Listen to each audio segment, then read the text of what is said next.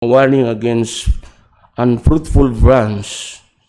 Dito po natin makikita yung hamon, mga kapatid, na itong unfruitful branch na ito, mga kapatid, ay yung mga professing Christian. Maaaring kasama natin sila dito, nakakasabay natin sa pagsamba, sa pananalangin, sa pag-aawitan, pero hindi talaga sila kabilang doon sa iglesyang itinayo ng Panginoong Hesus.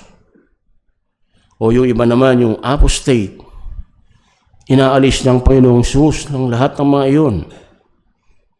At sila ay nabibilang doon sa mga susunugin tulad ng mga sangang pinutol at matutuyo. Kung tayo nga ay kabilang, dapat manatili tayo sa Panginoong Hesus at makita yung bunga sa ating mga buhay bilang ebidensya ng ating kaligtasan.